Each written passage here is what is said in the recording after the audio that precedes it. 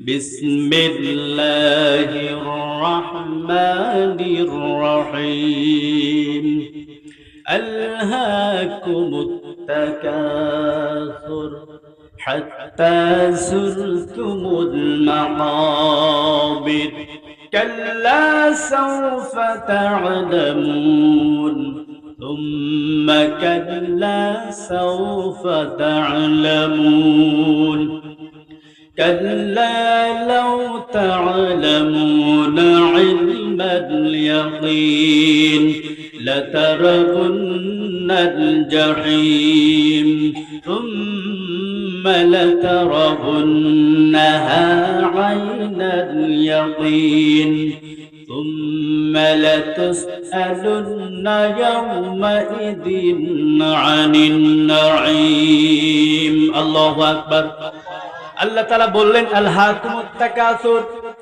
সম্পদের প্রাচুর্যতা, দুনিয়ার লোভ, দুনিয়ার মোহ, সম্পদের আধিক্যতা বাড়ানোর জন্য মানুষ প্রতিযোগিতায় লিপ্ত হয়েছে।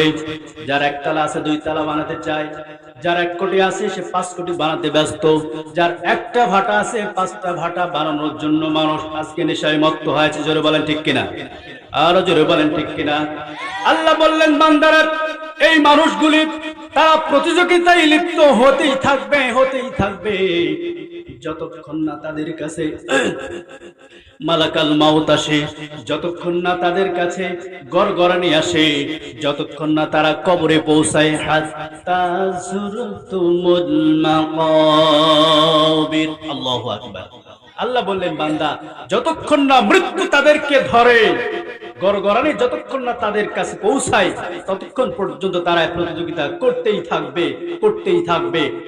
থাকবে। জোরে বলুন ঠিক কিনা।